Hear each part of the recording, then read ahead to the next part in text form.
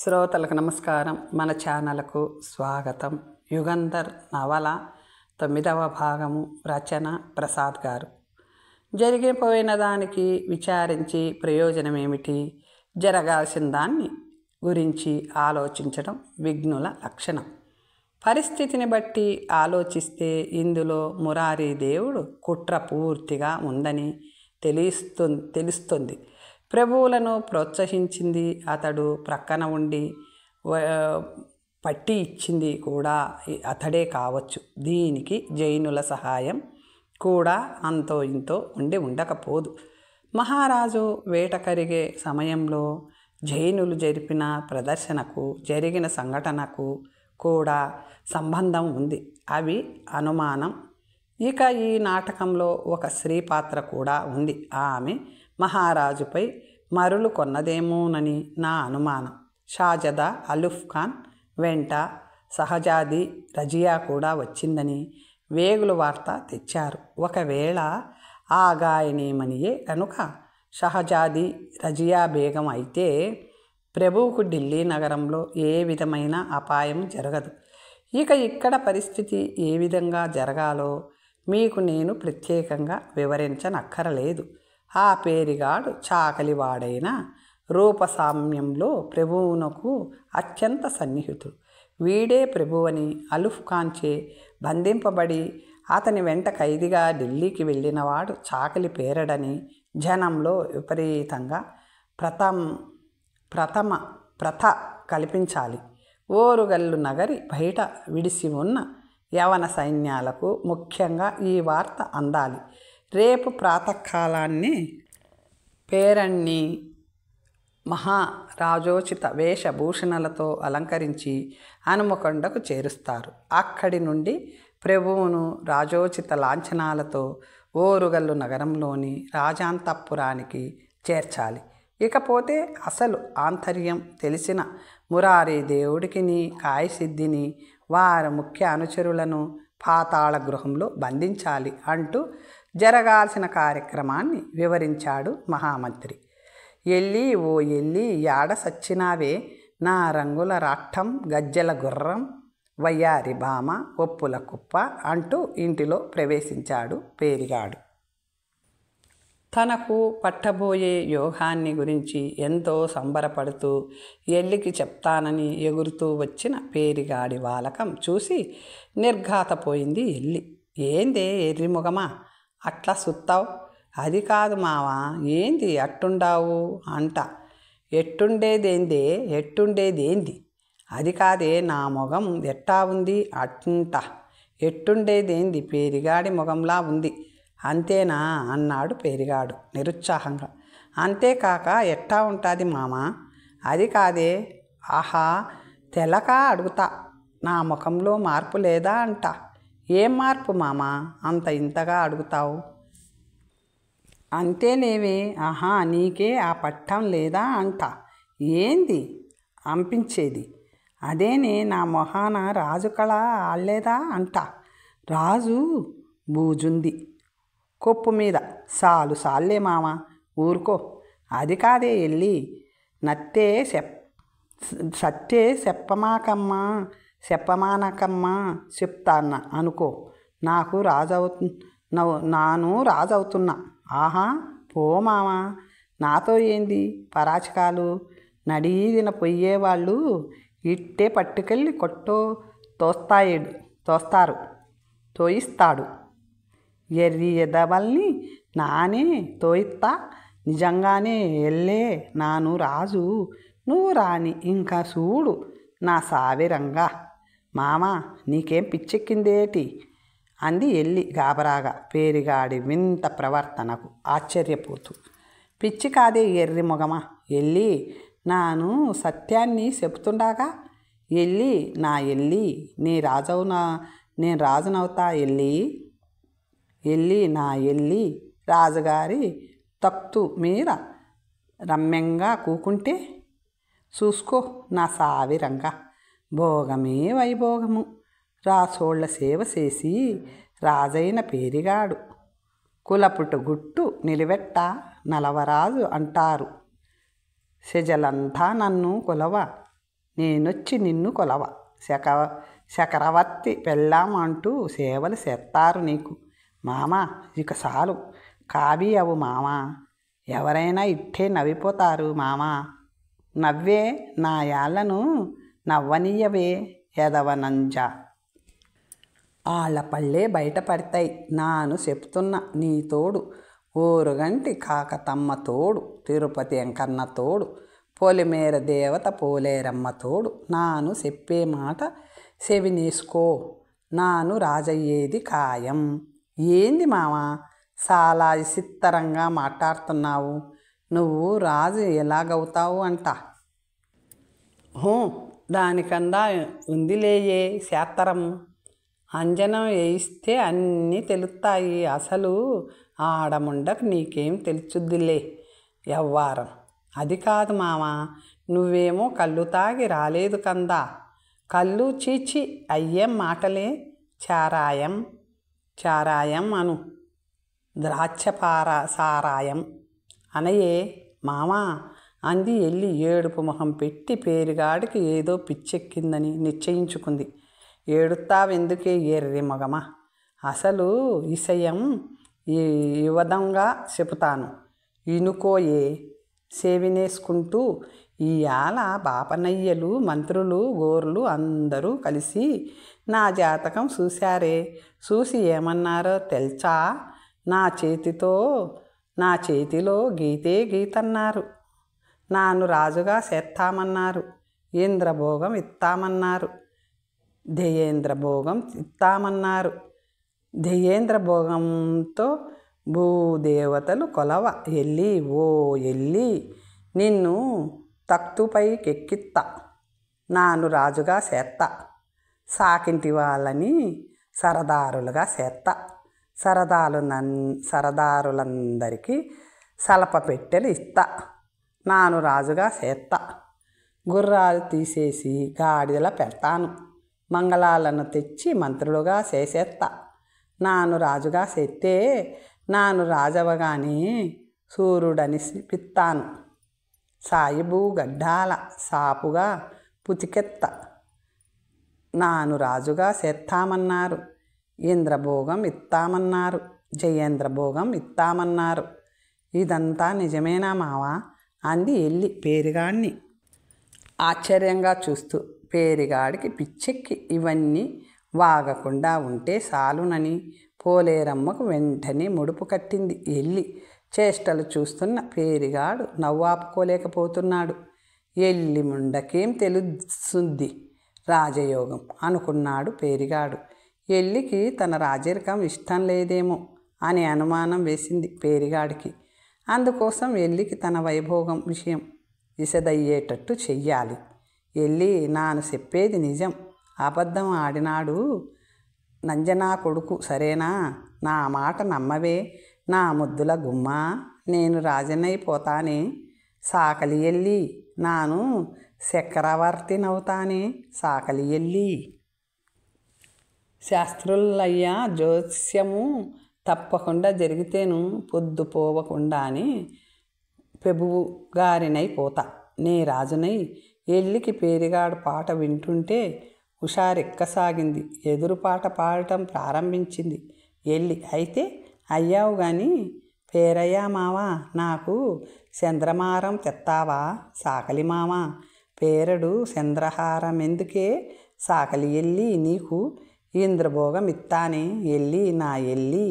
నీకు ఇంద్రభోగం ఇత్తానే ఎల్లి నా ఎల్లి.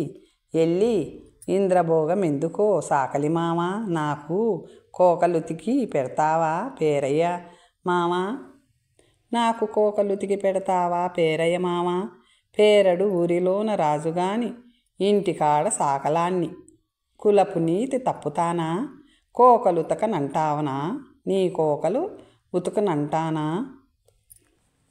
షాజదా అలుఫ్ ఖాన్ 500 మంది అశ్వీకులను తీసుకొని వేటకు వెళ్ళిన ప్రతాపరుద్ర చక్రవర్తిని బంధించి ఢిల్లీ తీసుకొని వెళ్తానని బయలుదేరి 4 రోజులైన తరువాత ఓరుగల్లు బయట విడిసి ఉన్న యవన సైన్య కేంద్రానికి షాజదా నుండి వార్త వచ్చింది.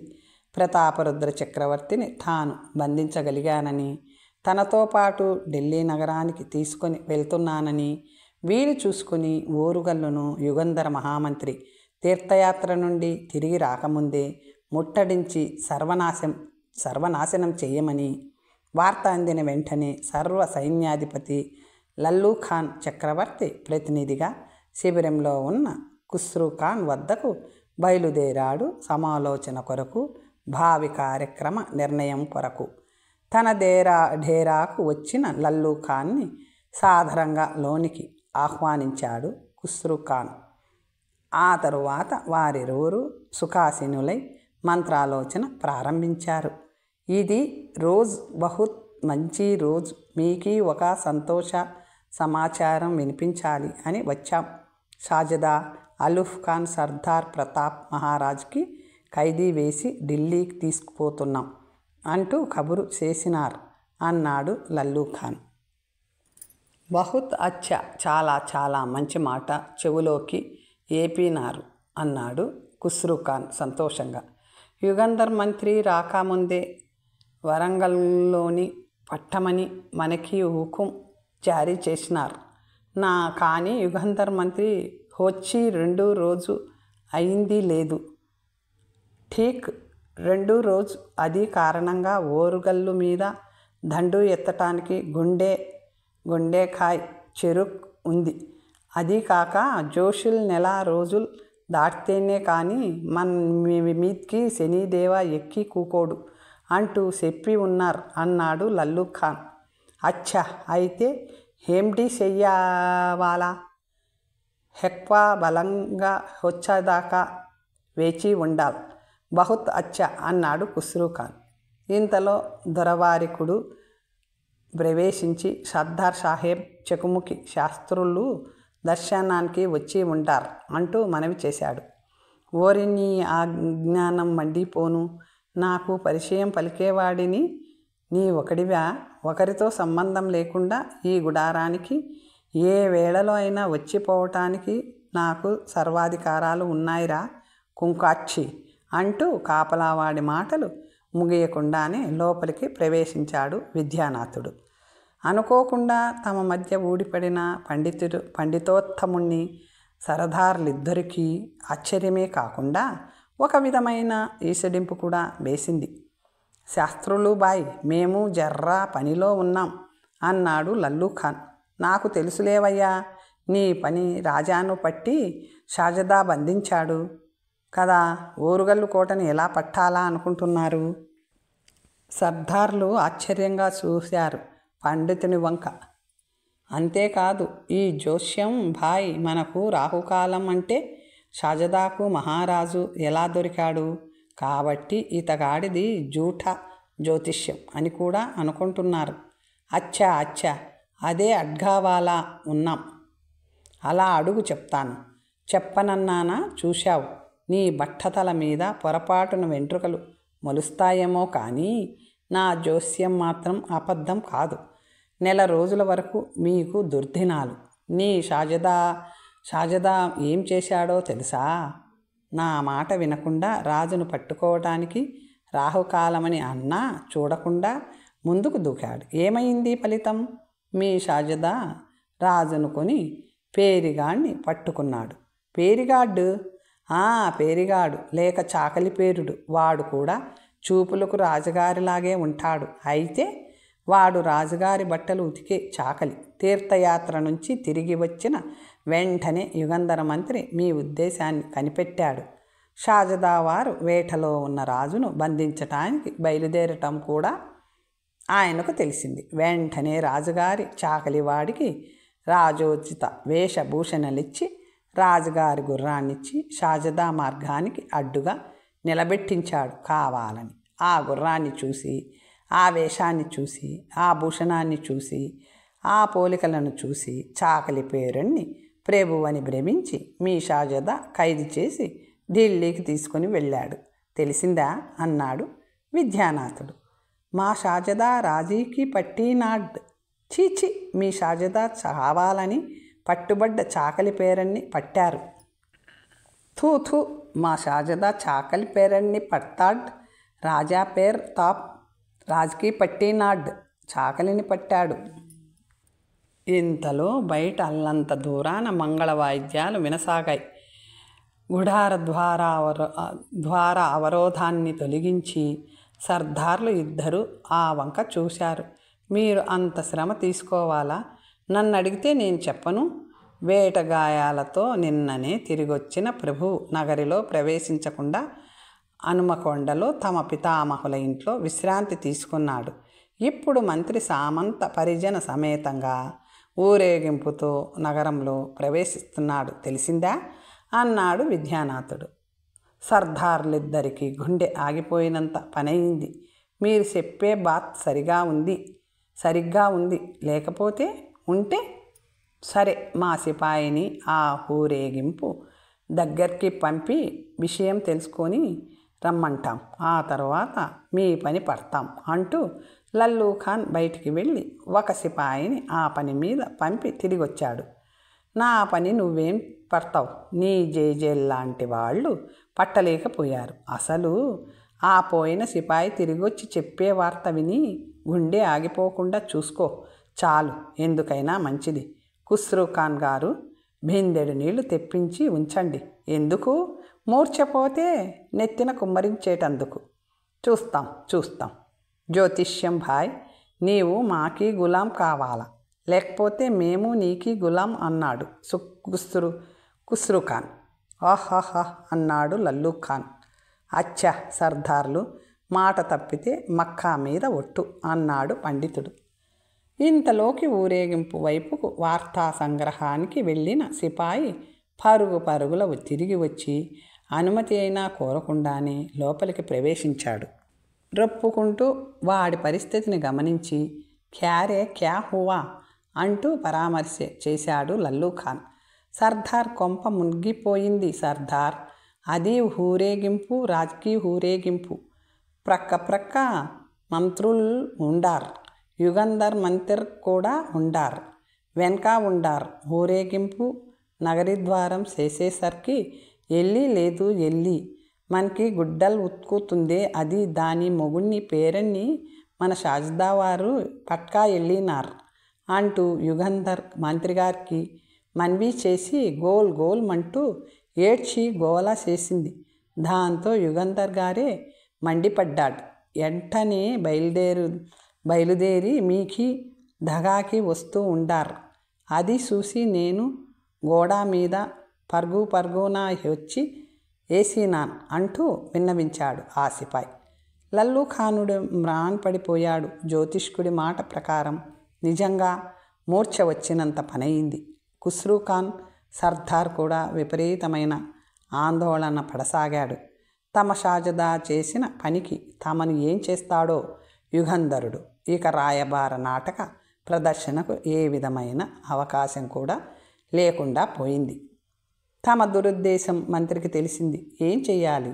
పోని యుద్ధం చేద్దామంటే రాజు మంత్రి ఉన్న కాకతీయ నగరపు కోటను కన్నెత్తి చూడటానికి ఎంతటి వాడికైనా అసాధ్యం. ఆలోచనలో నుండి పరదార్లు తేరుకోక ముందే గుర్రపు డెక్కల ధ్వని విపరీతంగా వినవచ్చింది. ఆ వెంటనే కాపలా సిపాయి లోపలికి వచ్చి యుగంధర మహామంత్రి ఆగమనాన్ని సూచించాడు. వాడికి ఏ విధమైన సమాధానం చెప్పటానికి నోరు పెగిలించుకోలేని స్థితిలో ఉన్న సర్దార్లను చూసి విద్యానాథుడు చిరునవ్వు నవ్వుతూ, చూశారా, వాడేమో చింతకాయ పచ్చడి జోస్యం, కోడి పలావు జోస్యం అనుకున్నారేం? కానియ్యండి, చేసిన కర్మ అనుభవించక తప్పదు. అయితే ఈ విషయంలో ఒకరు చేసిన కర్మను మరొకరు అనుభవిస్తున్నాను అంటూ ఆ సిపాయిని చూసి, రమ్మనురా బాబూ, రమ్మను. ఆ యమదూతను నేరుగా లోపలికి రమ్మను. నువ్వు వద్దన్నా వాడెలాగూ లోపలికి వస్తాడులే. సర్దార్లు యుగంధరుడంటే సామాన్యుడు అనుకున్నారా? వాడో చండ ప్రచండు, గుండెలు తీసిన బంటు, గుడిని గుళ్ళో లింగాన్ని మృంగే రకం అన్నాడు. కాపలా సిపాయి వెళ్ళిపోయాడు. ఇదిగో చూడండి, ఎందుకైనా మంచిది, నేను కాస్త ఆ పరదా పక్కకి తప్పుకుంటాను అంటూ విద్యానాథుడు పరదా పక్కకి పారిపోయాడు. సర్దార్ల సమాధానం కోసం ఎదురు చూడకుండానే విద్యానాథుడు పరదా అవరోధానికి నిష్క్రమించిన మరుక్షణంలో పెద్ద పెద్ద అంగలేసుకుంటూ సమున్నతాకారుడైన యుగంధర మంత్రి లోనికి ప్రవేశించాడు.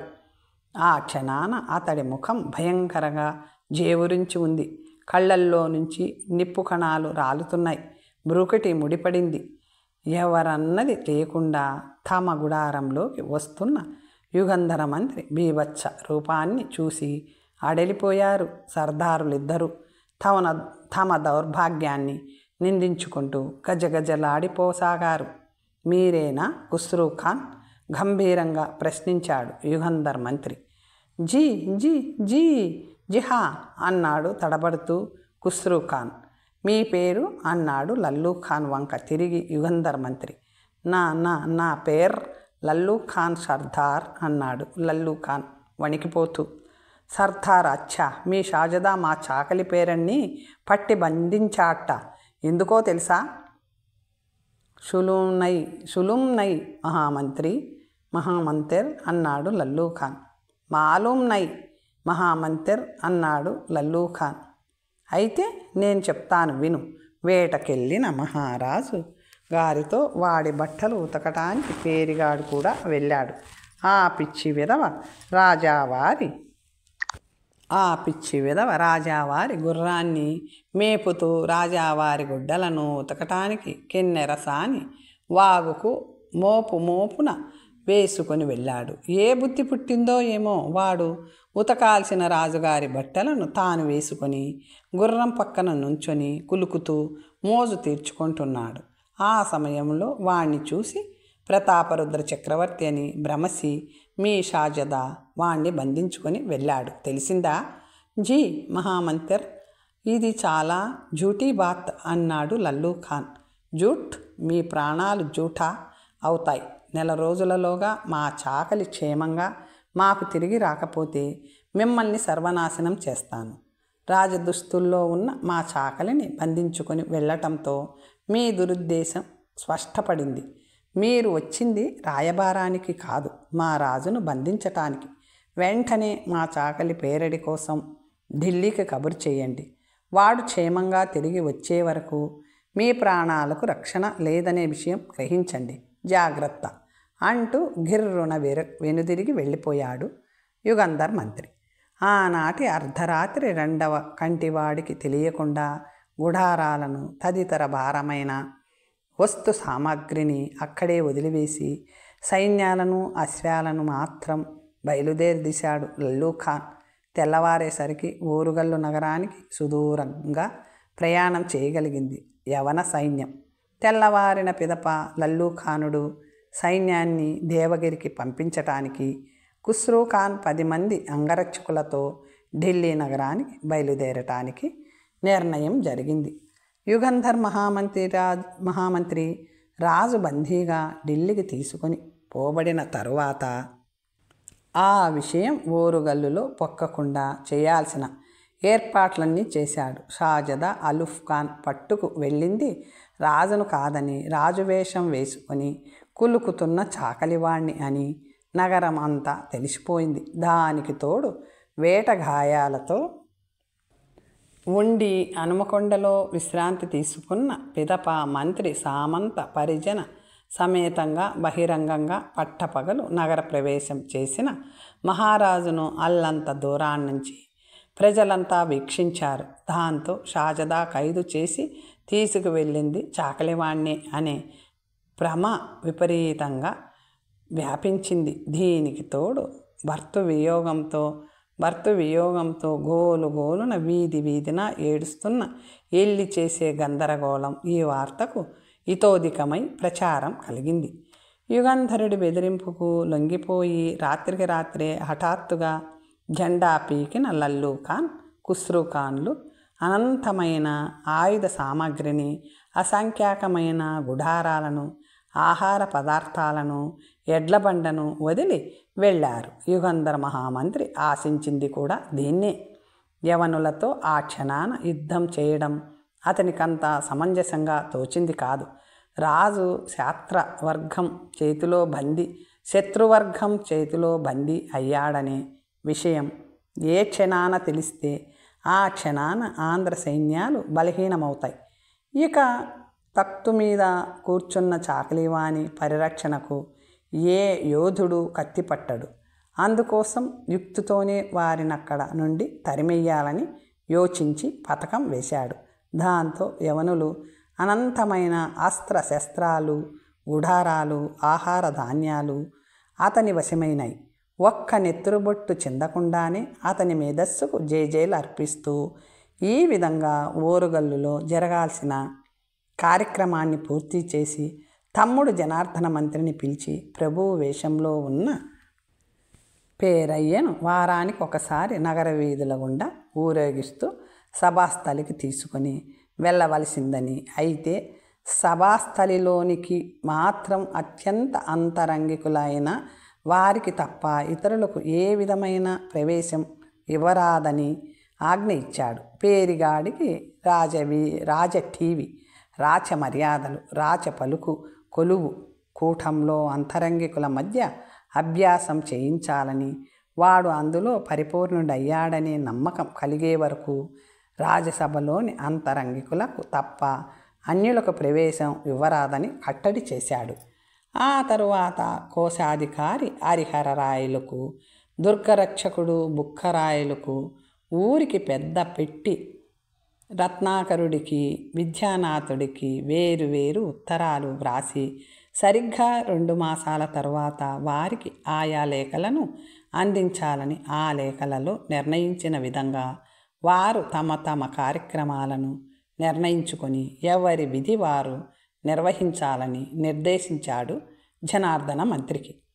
ఇక తాను ఓరుగల్లు నగరంలో చేయవలసిన కార్యక్రమాలన్నీ దాదాపు పూర్తి చేసినట్లు భావించాడు మహామంత్రి. అయితే మరొక ముఖ్య విషయం మాత్రం మిగిలిపోయింది. ఇంతవరకు మహారాజు వేటగాయాలతో ఉండటం వల్ల వారిని చూడటానికి రాజవైద్యుల చేత అభ్యంతరం చెప్పించాడు.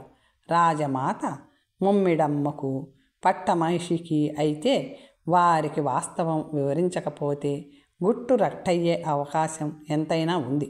అందుకోసం యుగంధర మంత్రి రాజమాత సందర్శనానికి బయలుదేరాడు. వేటగాయాలకు చికిత్స పొందుతూ విశ్రాంతి తీసుకుంటున్న మహారాజును చూడటానికి రాజమాత పట్టమహిషి 2-3 పర్యాయాలు ప్రయాణమయ్యారు. కానీ రాజవైద్యులు వారి పరామర్శ ప్రమాద కారణం అవుతుందని నిక్కచ్చిగా కబురు చేయటం వల్ల వారు ఆ ప్రయత్నాన్ని అప్పటికీ విరమించుకున్నారు. కానీ రాజ సందర్శనానికి వారి మనస్సు అనుక్షణము తహతహలాడుతూనే ఉంది. ఈ పరిస్థితి ఇలా ఉన్న సందర్భంలో యుగంధర మహామంత్రి ముమ్మిడమ్మ సందర్శనానికి వచ్చాడు. తన గృహానికి వచ్చిన మహామంత్రిని సాదరంగా ఆప్యాయంగా ఆహ్వానించింది ముమ్మిడమ్మ.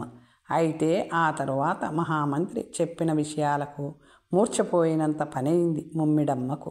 అయితే జగదేక శౌర్య నిధిగాను, చండ శాసనుడిగాను ప్రఖ్యాతిగాంచిన రుద్రాంబకు సహోదరి కాబట్టి పోయిన ధైర్యాన్ని క్షణకాలంలో కూడగట్టుకోగలిగింది ఆమె. వీరమాతయే కాకుండా రాజ్యాంగవేత్త. స్వప్రయోజనాల కన్నా సామ్రాజ్య క్షేమం ఆమెకు ముఖ్యం. ఆ విషయం తెలిసినవాడు కావటం వల్లనే యుగంధర మంత్రి పట్టమహిషి సందర్శనానికి వెళ్లకుండా రాజమాత దర్శనానికి వచ్చింది. అంతఃపురంలో ఈ వార్త వెలికి రాకుండా చేయగల శక్తి, సామర్థ్యాలు రాజమాత ముమ్మిడమ్మకు ఉన్నాయని మహామంత్రి విశ్వాసం. మరి కర్తవ్యం అంది రాజమాత. ప్రస్తుతానికి రాజు పోలికలున్న పేరిగాన్ని ప్రభువుని చేశాం. ఈ రహస్యం ఎంతకాలం దాగుతుంది? మహారాజు తిరిగి వచ్చే వరకు దాగి తీరాలి.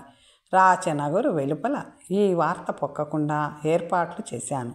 ఇక రాజాంతఃపురంలో ఈ విషయం రెండవ కంటికి తెలియకుండా చూడాల్సిన బాధ్యత మీది. మహారాణి మభ్యపెట్టడం సాధ్యమా? అది మీరే చూసుకోవాలి. సామ్రాజ్య క్షేమం దృష్ట్యా ఏ భర్త సంక్షేమ వ్రతాన్నో మహారాణి వారి చేత వేటగాయాలతో ఉన్న మహారాజు శీఘ్రంగా కోలుకోవటానికని మొదలు పెట్టించండి. వ్రతారంభమైన తరువాత 6 నెలల వరకు పతి సందర్శనం చేయరాదని, చేస్తే ప్రమాదహేతువని పురోహితుని చేత మహారాణి వారికి మనవి చేయించండి. రాజమాతకు ఈ ఊహ వచ్చింది. అయితే ఆమెను మరో అనుమానం పీడించసాగింది. 6 నెలల తరువాత అంతవరకు బాగానే ఉంది యుగంధర. కానీ 6 నెలల తరువాత ఢిల్లీ నగరపు కంచుకోటలో బంధించబడి ఉన్న నా బిడ్డ నా వద్దకు తిరిగి వస్తాడా? రాజమాత కళ్ళు చెమ్మగిల్లినాయి. అమ్మా, నేను నా యజ్ఞోపవీతం సాక్షిగా ప్రమాణం చేస్తున్నాను. ఢిల్లీ నగరాన్ని దగ్ధం చేసైనా సరే, కంచుకోటను బ్రద్దలు చేసి అయినా సరే, నేటికి సరిగ్గా 6 నెలలకు నీ కుమారుణ్ణి, నా ప్రభువు ప్రతాపరుద్ర చక్రవర్తిని బంధ విముక్తుని చేస్తాను. సూర్యచంద్రులు గతులు తప్పిన ప్రచండపానుడు కిరణ కాంతి పుంజపు ధరుణాతాపానికి హిమశైలం ద్రవించి పొంగి పొరలి పరవళ్ళు త్రొక్కుతూ ఢిల్లీ నగరాన్ని ముంచి వేసిన నా ప్రతిన నేను నెరవేర్చుకుంటాను. ఆశీర్వదించు మాత, ఆశీర్వదించు అంటూ తల వంచి మోకరించాడు యుగంధర మంత్రి.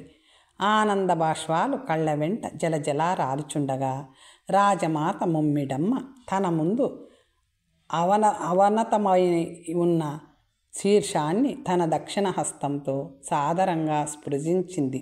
హృదయపూర్వకంగా అభీష్ట సిద్ధిరస్తు, దిగ్విజయోస్తు అంటూ ఆశీర్వదించింది.